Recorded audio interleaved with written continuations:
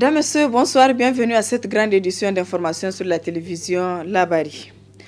Le Premier ministre Birji Rafini a rencontré hier dans l'après-midi les membres de l'agence UA Niger 2019. Il s'agissait au cours de cette rencontre de faire le point de la tenue du 33e sommet de l'Union africaine qui s'est déroulé du 4 au 8 juillet dernier. Le compte-rendu de Nasser Dantofo et Sadou Toumi. Après le succès éclatant enregistré dans l'organisation du sommet de l'Union africaine, l'heure est au bilan, même s'il est tôt de parler d'un bilan définitif, à tous les niveaux et maillons qui ont contribué dans l'organisation du sommet. Le ministre directeur général de l'agence de l'Union africaine a tenu à présenter un bilan provisoire concernant participants et activités menées. Notre objectif, c'était 4000 participants. Et au finish, on a eu 5316 participants. 5316 participants et nous avons enregistré en tant d'organisateurs et de différents prestataires 1885. Si donc je me réfère à notre système d'enregistrement, nous avons 7208 personnes qui ont été enregistrées. Je voudrais préciser que à ce niveau, nous avons eu 28 chefs d'État qui étaient là, un vice-président, un PM, 22 pays représentés par des ministres des Affaires étrangères et de la coopération, un pays représenté par le ministre de la Santé et un par un ambassadeur. Ça veut dire que l'ensemble des 54 pays qui étaient prévus, on a 55, le Soudan est suspendu, tous ces 54 pays étaient présents. Mais ce qu'il faut enregistrer, c'est que nous avons eu des événements parallèles, 54 événements parallèles, et pour la gestion des événements parallèles, donc à quelques mois avant le démarrage, nous avons mis en place une cellule événement pour spécialement diriger les événements parallèles. Et notre record qu'on a attendu, c'était les journalistes. On attendait 400 journalistes, on a resté 479 médias qui étaient là. D'un coup d'essai, nous avons fait un coup de maître. L'image du Niger a changé. Le Niger émerge avec des résultats probants, car tous les défis liés à l'organisation de ce sommet ont été relevés, affirme le Premier ministre Birji Rafini. C'est tout simplement extraordinaire ce qui arrive au Niger et aux Nigériens. C'est la grâce de Dieu, tout cela, la volonté des hommes, à la tête desquels je citerai le président de la République, qui peut-être au tout début était le seul qui voyait vraiment, effectivement, qui croyait sincèrement à la réalisation de cette activité dans les bonnes conditions. Tout le monde voyait en cela un défi insurmontable. Et voilà que toutes ces circonstances, avec l'aide de Dieu, nous ont permis de réaliser ce qui pouvait être comme un rêve. C'est l'œuvre de tous les Nigériens. Ça a été fait sur place, in situ, et tout le monde a vécu effectivement tous les moments de cette victoire. Il s'agit là d'une grande victoire. Un bilan global sera dressé dans quelques jours par les différents comités impliqués dans l'organisation du sommet IA Niger 2019. Vous pourrez suivre en fin du journal l'entretien que nous a accordé Youssouf Kado, ancien syndicaliste, sur l'impact de la ZLECA sur l'économie nigérienne. Rendez-vous donc en fin du journal. Le collectif des organisations de défense des droits de l'homme et de la démocratie CODE organise en partenariat avec la CNDH et le ministère de la Justice et le Service international des droits humains un atelier d'internalisation et de partage de l'avant-projet de loi sur les droits et responsabilités des défenseurs des droits de l'homme. Le compte rendu. Pour honorer ses engagements internationaux par rapport à la résolution du Conseil des droits de l'homme qui appelle les États à prendre des mesures législatives au niveau national pour protéger les défenseurs des droits de l'homme et créer un environnement favorable à leur travail, le Niger a confié la responsabilité de l'élaboration d'un avant-projet de cette loi au collectif des organisations de défense des droits de l'homme et de la démocratie CODE. C'est le fruit de ce travail qui est soumis à l'examen et à la validation au comité interministériel chargé de rédiger le rapport aux organes de traité examen périodique universel et aux autres parties prenantes. Cet atelier répondra à un triple objectif. pour nous, dont le premier est de mettre en œuvre une recommandation de l'EPI. Le second, une recommandation prioritaire du Comité des droits de l'homme faite à l'État partie du Niger au pacte international relatif aux droits civils et politiques lors de son examen périodique en mars 2019. Et le troisième, aux recommandations faites à l'État du Niger lors de son examen devant la Commission africaine des droits de l'homme et du peuple sur la mise en œuvre de la Charte africaine des droits de l'homme et du peuple en 2016 à Banjul en Gambie. C'est pourquoi nous osons espérer qu'aux prochaines sessions, le Niger inscrira son nom sur la liste des pays africains ayant légiféré pour la protection des défenseurs des droits humains. Je tenais également à vous remercier, vous, les participants, pour vous être soustraits à vos nombreuses obligations, pour vous joindre à nous pour les 2 prochains jours et discuter tous ensemble, de la manière la plus inclusive possible, du projet de loi pour la promotion et la protection des défenseurs des droits humains au Niger. En 2016, comme l'a mentionné le coordonnateur, nous avions déjà soutenu l'organisation d'un atelier de consultation avec la société civile qui avait pour objectif la même optique. Nous espérons sincèrement que cette nouvelle rencontre permettra de finaliser le présent projet de loi. Pour le secrétaire permanent du comité interministériel chargé de la rédaction des rapports aux organes de traité de l'examen périodique universel, cet avant-projet de loi relatif aux droits et responsabilités des défenseurs des droits de l'homme est d'une importance capitale. Le texte qui est soumis à votre appréciation ne doit être considéré ni comme une impunité, ni comme une immunité accordée aux défenseurs des droits de l'homme. Il ne vise qu'à fixer leurs droits, mais aussi leurs obligations envers l'État et la société et vice-versa. En effet, s'il est vrai que les droits et libertés des défenseurs des droits de l'homme doivent être précisés et respectés, il n'en demeure pas moins qu'ils ont aussi des obligations à respecter envers l'État, car ces droits et libertés ne peuvent s'exercer que sous réserve des restrictions édictées par les lois et règlements, notamment dans l'intérêt de la sécurité nationale, de la santé publique, de la morale et des droits et libertés des personnes. 48 heures durant, les participants à cet atelier financé par Irish Aid auront à enrichir cet avant-projet de loi qui sera soumis au gouvernement. L'Agence nationale pour la société de l'information ainsi a organisé cet après-midi une cérémonie de remise de bourse aux meilleurs utilisateurs de l'application VirtuProf. Le compte-rendu de Mariama Barmou et Sadou Dumi. Ils sont au nombre de 5 élèves de différents établissements utilisateurs de l'application VirtuProf à bénéficier d'une bourse d'études d'une valeur de 1 million de francs CFA chacun au cours de cette cérémonie de remise de prix organisée par VirtuProf. Les bourses que nous remettons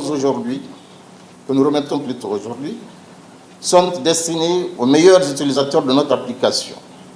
Ces lauréats sont donc ceux qui ont le plus fait preuve d'abnégation et de régularité depuis le lancement de l'application. Leur utilisation régulière de notre application est une parfaite illustration pour ceux qui doutent encore de son utilité dans le processus d'apprentissage. Autre indicateur marquant de cette utilité, 78% des élèves de 3e utilisant l'application VirtuProf ont passé avec succès les examens de brevet d'études du premier cycle de seconde session de juin 2018. Une initiative qui rentre dans le cadre de la célébration de l'excellence des élèves nigériens et saluée à sa juste valeur et soutenue par beaucoup de Nigériens. Je pense que c'est un signe incroyable de ce que le potentiel du numérique peut être pour des pays comme les nôtres. Et quand on joint à cela le taux de réussite, ça nous encourage, en fait, ça nous pousse à encore aller beaucoup plus de l'avant. Donc, essayer de voir comment est-ce que la combinaison de ces deux facteurs, un, pour les élèves, avoir accès à des profs de qualité, des suivis de qualité, à moindre coût et partout où ils se trouvent, et la réussite. On est le pays le plus jeune du monde. Je pense qu'avec VirtuProf, on peut aller au-delà de la Chine. Moi, VirtuProf, c'est plein de symboles, en fait. C'est le symbole d'abord d'une jeunesse active qui innove. C'est le symbole d'une Afrique et d'un Niger qui va vers l'avant. C'est le symbole d'une éducation, de l'amélioration d'une éducation et la vulgarisation d'une éducation de qualité. parce que tout le développement est basé sur l'éducation, mais le développement le plus rapide et le meilleur est basé sur l'éducation de qualité. Et VirtuProf est un instrument de taille pour de tels objectifs. Un sentiment de fierté et de satisfaction aussi pour les lauréats récompensés. Je suis très fière que ce genre de projet fasse partie du quotidien de notre pays désormais et j'espère que tout le monde pourra aussi s'aventurer sur cette voie comme je l'ai fait. Je ne le regrette pas et ça m'a beaucoup aidé puisque j'ai fait les épreuves du BPC cette année et j'ai réussi avec succès. Je remercie et vraiment du courage à VirtuProf et bonne chance à tout le monde et tout. Je suis vraiment contente aujourd'hui de participer à cette émission. Je remercie tout d'abord monsieur le directeur de VirtuProf ainsi que ses encadreurs d'avoir mis à notre disposition cette application qui permet de rehausser l'éducation au sein de notre pays qui est le Niger. Enfin, il faut noter que l'application VirtuProf a permis de rendre accessible le contenu éducatif aux mains des élèves nigériens. À cela s'ajoute sa contribution dans la promotion du numérique au Niger. Deux nouveaux membres de l'autorité de régulation des marchés publics ARMP ont prêté serment ce jeudi matin à la cour d'appel de Niamey. Il s'agit de Mariama Mefada, représentante d'une ligue anticorruption, et de Safiatou, celle de la Kongafen. Le compte rendu de Hassan Saleh Mustafa. C'est la loi qui le précise. Avant de prendre fonction, les promus sont tenus de passer devant vous pour le rituel. Il s'agit de la prestation de serment. Je précise bien qu'il ne s'agit pas d'une simple formalité. C'est un engagement. C'est une lourde mission, mais pas impossible, qui vient d'être attribuée à ces deux récipiendaires, Mme Ali Mariama Ibrahim Mefada et Mme Safiatou, qui vont désormais siéger au sein de l'autorité de régulation des marchés publics ARMP. Cette cérémonie vaut tous un pesant d'or, car il s'agit à travers cette prestation de serment sur le livre saint de prendre l'engagement de mener cette mission conformément au texte qui régit cette institution rattachée à la primature et les récipiendaires en sont conscientes. Je suis très contente et émue à la fois. C'est un honneur c'est un honneur pour moi que d'être ici ce matin. C'est l'endroit pour moi de remercier toutes les autres structures qui ont pu m'accompagner, m'ont fait confiance pour que je puisse être la représentante de la lutte contre la corruption au Niger au sein de l'ARMP. Je suis très contente, très émue et j'espère pouvoir mener ma mission, la mission qui m'a été assignée de façon convenable et en bon terme, de façon positive, afin de pouvoir impacter les autres qui seront là à l'avenir. C'est un ressentiment de fierté donc d'être la représentante des structures faîtières au sein de l'agence de régulation des marchés publics. Et le fait que, en tout cas, un grand nombre d'hommes et de femmes viennent nous soutenir aujourd'hui, donc nous a beaucoup marqué et nous réconforte, nous encourage donc à bien travailler et à bien mener en tout cas le mandat qui nous est assigné. Avant de renvoyer ces deux membres de l'ARMP à leurs fonctions, le président de la Cour d'appel de Niamey leur a prodigué des conseils, comme il est de coutume à une telle cérémonie qui s'est déroulée sous le regard des témoins qui sont les membres des familles, les parents, amis et connaissances des concernés, mais aussi les membres de l'ARMP. Autre aspect de cette édition, la campagne électorale des élections professionnelles a débuté ce jeudi dans les sièges des centrales syndicales. L'ambiance bat son plein, c'est l'exemple de la CNT. Au total, 12 centrales syndicales sont concernées par ces élections qui détermineront les plus représentatives. Le compte-rendu de Hassan Saleh Mustafa et Ibrahim Abdou. Il faut encore insister sur le retrait des cartes. Au lendemain du lancement officiel de la campagne électorale pour les élections professionnelles par le ministre de l'Emploi, plus de temps à perdre pour les centrales syndicales. Les choses sérieuses ont commencé dans les différents QG. À la Confédération nigérienne du travail CNT, la direction de campagne demande aux militants de se mobiliser pour retirer leurs cartes d'électeurs. Au niveau de la CNT, avec les syndicats 58 syndicats affiliés que nous avons, nous sommes en train de nous organiser depuis fort longtemps à attendre l'ouverture de ces campagnes. Puisque c'est fait maintenant, il ne reste plus qu'à continuer la mobilisation pour d'abord amener nos camarades, nos militants, à aller au niveau des différentes communes pour retirer leurs cartes parce que c'est une question extrêmement importante. Pour tout électeur, il faut avoir sa carte d'électeur. Les autres questions qui restent, moi je crois que nous allons continuer cette mobilisation jusqu'au 31 juillet où nous allons demander à l'ensemble des travailleurs du Niger de sortir pour aller en cas voter la CNT pour plusieurs raisons. Voter la CNT parce qu'aujourd'hui le climat du monde du travail est complètement détérioré comme je l'ai dit et nous savons pertinemment le rôle que la CNT a joué sur l'échiquier syndical de notre pays. Nous ne doutons pas que les militants vont se mobiliser autour de la centrale syndicale pour que la CNT puisse être parmi les centrales les plus représentatives. Tout comme ici à Niamey, à l'intérieur du pays, toutes les dispositions ont été prises par la CNT pour la bonne tenue de ces scrutins. Nous avons dans les 8 régions des commissions qui sont là, des commissions par rapport à la CONEP, la commission des élections professionnelles, mais au niveau de la CNT, nous avons nos différentes unions régionales qui sont en train de s'activer de la même façon que nous sommes en train de le faire au niveau national, qui s'activent dans les mêmes conditions que nous sommes en train de travailler afin que nos représentants au niveau décentralisé puissent également se mobiliser pour le retrait des cartes, pour mobiliser les camarades à sortir massivement et à aller voter le 31 juillet prochain. Donc pour nous aujourd'hui, je dois le dire humblement, que la CNT est l'une des rares centrales syndicales qui se trouve être représentée sur l'ensemble du territoire nigérien. Aujourd'hui, il n'y a pas une commune de laquelle vous allez partir où la CNT n'a pas de représentation. Il n'y a pas un seul bureau de vote où nous n'avons pas déjà envoyé les noms de ceux qui doivent nous représenter en tant que centrale au niveau de ces bureaux de vote-là. Nous avons nos délégués qui sont en train d'être préparés, qui auront une formation et qui le jour J vont se présenter pour effectivement veiller à ce que les élections puissent se passer de la manière la plus transparente possible afin qu'effectivement la CNT puisse remporter ces élections-là.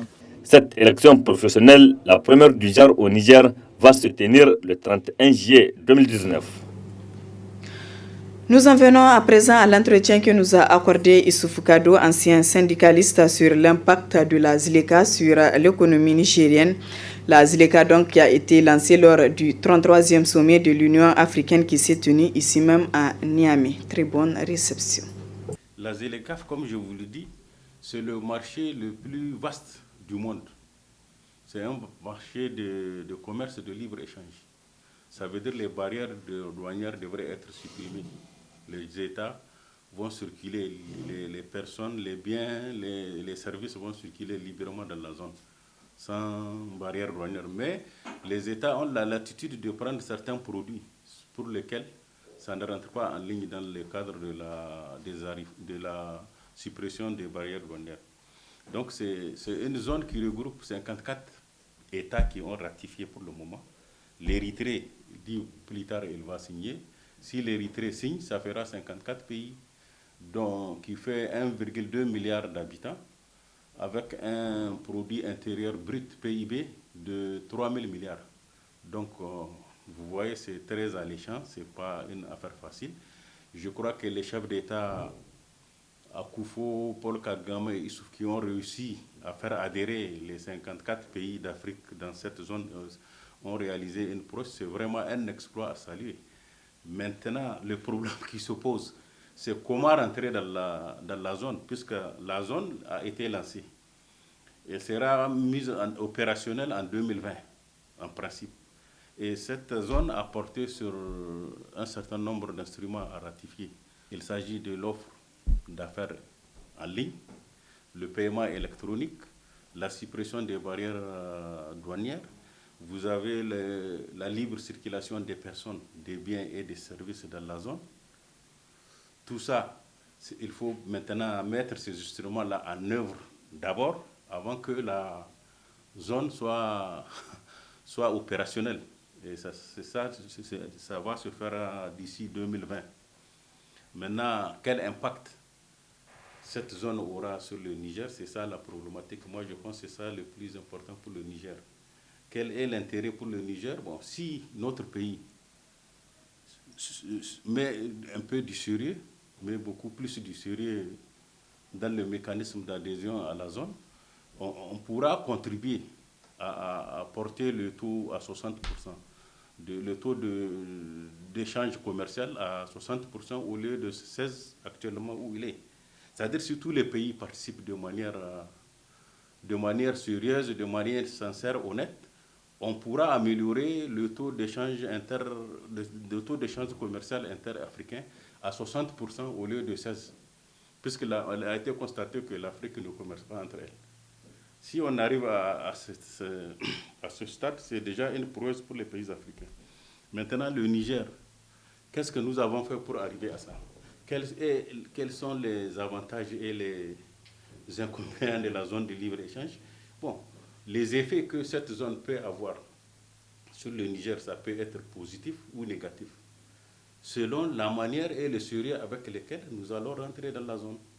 C'est les industries, les entreprises industrielles, les plus compétitives, ceux qui produisent plus de produits en grande quantité, en grande qualité, seront les plus bénéficiaires des effets positifs de la zone de libre-échange. Par contre, les entreprises industrielles qui sont affaiblies par la concurrence déloyale qui est organisée par les narcotrafiquants, qui essaient de blanchir l'argent sale à travers le commerce des biens et des services au détriment du trésor public d'une part, et d'autre part les entreprises qui sont étouffées par le poids lourd de la fiscalité. Ces entreprises ne pourront pas bénéficier des effets positifs de la zone de libre-échange. C'est pourquoi j'ai dit qu'il faut que le Niger s'organise. Il faut que notre pays mette en place un dispositif très efficace qui sera constitué des experts nigériens, particulièrement des universitaires qui seront outillés sur le mécanisme de libre-échange, des industriels concernés, des véritables professionnels de l'industrie, pas des gens qu'on ramasse qui viennent raconter des histoires dans les séminaires, non. Il faut associer les opérateurs économiques qui sont concernés par la zone de libre-échange, les professionnels de l'industrie. Maintenant, avec nos experts, réfléchir pour aider nos entreprises à rentrer dans la zone de libre-échange. Faute de quoi, nous allons être des simples observateurs, des simples consommateurs des produits des autres pays qui sont mieux organisés, plus réfléchis que nous. Le Niger n'a pas intérêt à rentrer comme ça dans la libre-échange sans réorganiser. Vous avez vu le poids de la fiscalité. Les entreprises, les sociétés privées d'origine française, on a à peu près 3, je crois, qui sont partis. Elles se plaignent de la pression fiscale. Ces entreprises-là vont aller s'installer dans les pays de la sous-région où elles auront des facilités fiscales et elles vont revenir au nom de libre-échange concurrencer nos entreprises. Donc, il faudrait que le Niger se prenne à temps. D'ici 2020, comment on va faire pour neutraliser, par exemple, la concurrence déloyale?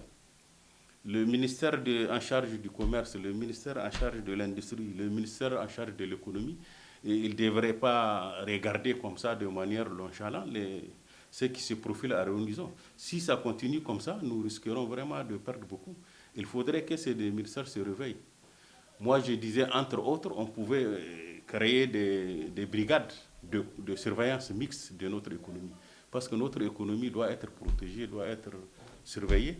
Il faut une brigade mixte composée des agents des régies financières. Vous avez, par exemple, la Direction générale des impôts, la Direction générale des douanes, la Direction générale du Trésor et de la comptabilité publique, la cellule chargée des opérations financières de la CENTIF, qui est là pour surveiller, qui lutte contre le blanchissement d'argent. Avec la réhabilitation de la police économique, je pense, quand on met un mécanisme comme ça de contrôle, on peut atténuer les effets néfastes de la libre-échange. Sinon, si nous ne surveillons pas bien notre économie, nous risquons d'être envahis par beaucoup de produits qui vont venir concurrencer les peu d'entreprises qui nous restent. Et finalement, on risque d'arriver à des faillites de nos propres entreprises et aller à la libre-échange en tant que consommateur. Donc c'est possible pour le Niger de s'en sortir, mais je pense qu'il faut mettre un dispositif composé des gens qui s'y connaissent, qui sont avertis, comme le Nigeria l'a fait. Si le Nigeria, qui est un grand géant de l'Afrique, a pris son temps pour rentrer, c'est parce qu'il a organisé une concertation avec tous ces opérateurs économiques, tous ces experts. Ils ont, au moment où nous, on se plaignait que le Nigeria est en train de le pas, en ce moment-là, ils étaient en train de réfléchir, d'organiser des réunions entre eux. Ils se sont bien entendus. Et vous allez voir quand ces instruments-là seront mis en œuvre, vous allez voir le Nigeria va imposer sa position parce qu'il s'est organisé avant de rentrer. Bon, c'est de ça qu'il s'agit. Le Niger devrait aussi prendre l'exemple sur le Nigeria, se mettre en concertation avec tous ceux qui peuvent apporter quelque chose de plus-value dans la zone de libre-échange avant de rentrer. D'ici 2020, on peut quand même se préparer et être là-dedans. Moi, j'ai dit, pour rentrer dans la zone de libre-échange, il faut bien préparer les entreprises industrielles privées nigériennes à rentrer. Comment les préparer à l'entrée? C'est de les aider, c'est de lutter contre la concurrence déloyale, contre la fraude, puisqu'il y a des produits. Actuellement, où je vous parle, le Niger est envoyé par beaucoup de produits alimentaires il n'y a aucun contrôle. Vous voyez dans le domaine de la sucrerie, si la Bra Niger est partie, c'est parce qu'elle est concurrencée. Vous avez des conteneurs qui rentrent sans passer par la douane, en fraude. Ça vient de nos pays voisins et ils sont écoulés. Et ces entreprises, eux, ils sont à l'informel.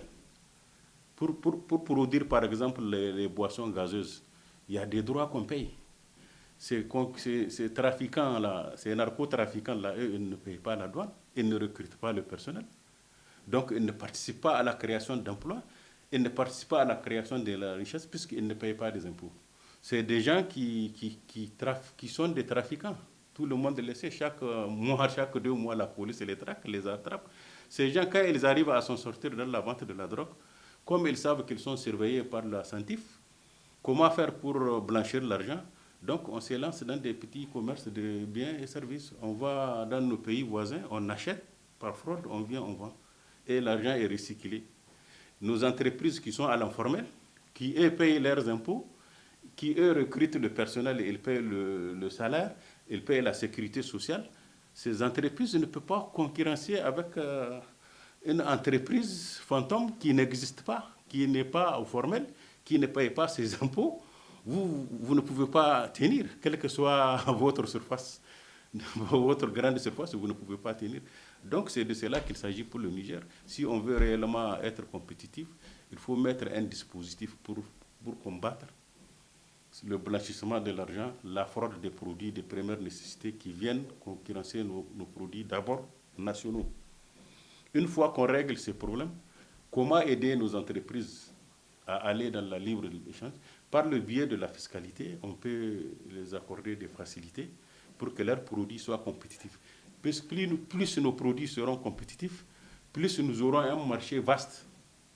C'est un marché de 1,2 milliard d'habitants. Nous aurons notre part là-dedans et nos entreprises pourront créer l'emploi, pourront être plus compétitifs, puisque ce n'est pas uniquement payer l'impôt qui participe à la richesse d'un pays.